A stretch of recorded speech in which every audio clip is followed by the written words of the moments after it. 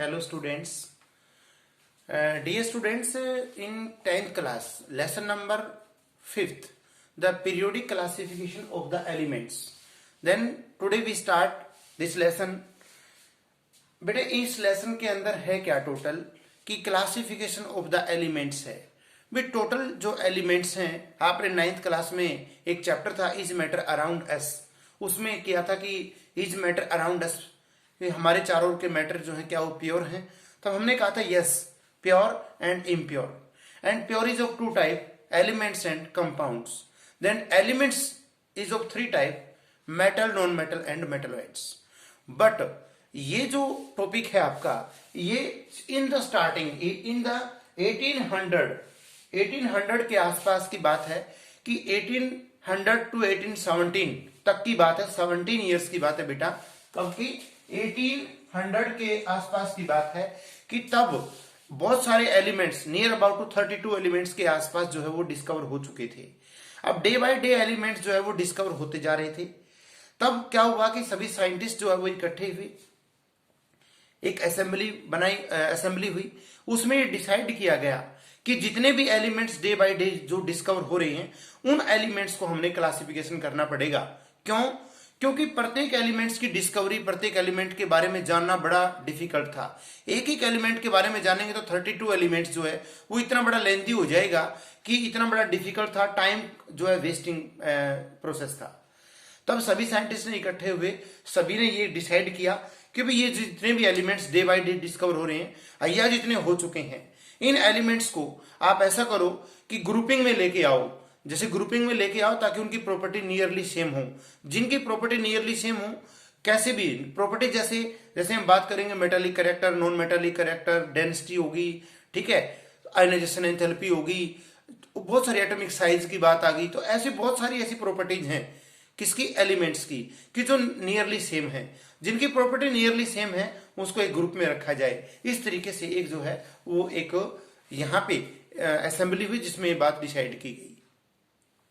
तब पहला एक साइंटिस्ट था बेटा, वो था डोबेर्नियर ट्राइड। ये डोबेर्नियर नाम का साइंटिस्ट था, उसने क्या बनाई थी? ट्राइड। ट्राइड का मतलब तो वैसे होता बेटा ग्रीक लैंग्वेज में थ्री का मतलब 3।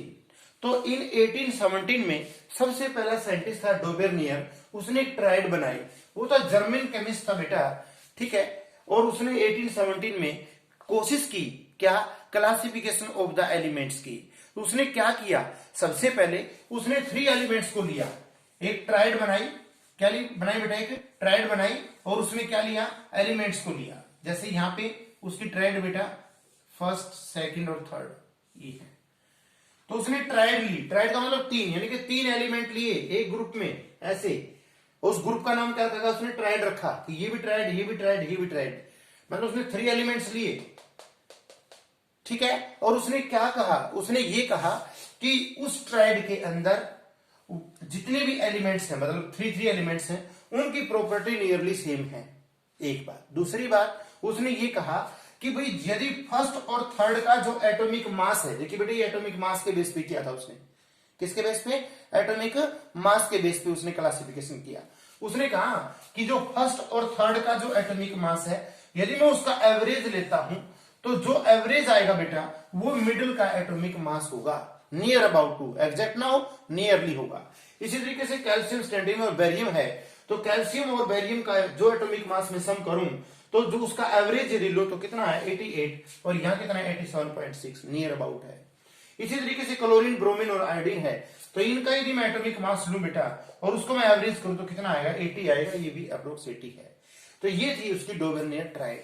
लेकिन डोबेर्नियर ट्राइड क्या हुआ कि 3 ट्राइड ही बना। इसका जो 4th ट्राइड थी बेटा उसमें कोई भी ऐसे एलिमेंट नहीं आए कि जिसका जो एवरेज था वो, जो एवरेज मास था वो मिडिल का एटॉमिक मास हो। कोई भी ऐसा नहीं आया, ठीक है। तो यहां पे डोबेर्नियर ट्राइड फेल होता है। इसके बाद एक न्यूलैंड्स साइंटिस्ट आता बेटा, न्यूलैंड्स जो था वो एक जो साइंटिस्ट था वो म्यूजिक का बड़ा फैन था। मतलब हम बोलते हैं ना कि जैसे एडिक्शन थी उसको, बहुत ज्यादा गाने सुनता था वो। तो उसको जो था वो न्यूलैंड्स ने ऑक्टेव्स बनाई। ऑक्टेव्स का मतलब होता है टोन, जो अपने सा रे गा मा पा धा नी सा, ठीक है। उसने क्या काम किया कि जो भी सॉन्ग सुन रहा है और उसको फॉन्ड है इस बात का, तो क्या किया कि उसने एलिमेंट्स को क्लासिफाइड किया on the basis of the octaves, on the basis of the tones. ठीक है, उसने 7 ग्रुप बनाए, इसने तो 3 ही बनाए थे, इसने क्या बनाए 7 ग्रुप बनाए। कितने बनाए बेटा 7 ग्रुप बनाए। और उसने क्या किया, लोवेस्ट हाइड्रोजन का एटॉमिक मास 1 होता है और थोरियम का एटॉमिक नंबर 56 होता है। बेटा हाइड्रोजन से लेके थोरियम तक उसने जो है क्लासिफिकेशन किया। और उसने देखो और क्या किया, देखो ऐसे एक टेबल बनाई, सा रे गा मा पा धा नी और सा। ठीक है, उसने क्या किया, उसके बेस पे जो है देखो ये टेबल है, उसने क्लासिफिकेशन किया। लेकिन देखो ये तो था उसका क्या, ऑक्टेव्स के बेस पे किया, इंक्रीजिंग एटॉमिक मास के बेस पे किया, 7 पीरियड्स जो ग्रुप बनाए। और उसने ये कहा कि फर्स्ट और 8th एलिमेंट का जो प्रॉपर्टी होंगी वो नियरली सेम होंगी।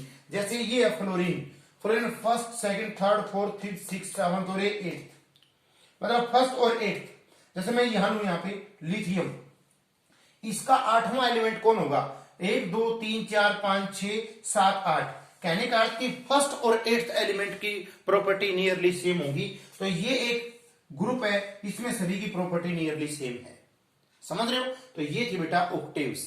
सेकंड क्या, उसने देखो first and the 8th element have nearly same properties. और दूसरा क्या, इट वाज अज्यूम्ड, और उसने ये भी बोल दिया, उसने ये भी बोल दिया कि 56 एलिमेंट्स तक उसने क्लासिफिकेशन किया, बट उसने ये बोल दिया कि इन फ्यूचर 56 से अधिक एलिमेंट्स की डिस्कवरी ही नहीं होगी, जबकि वहां पे डिस्कवरी हो चुकी थी। ठीक है, इस बात पे वो फेल हो गया।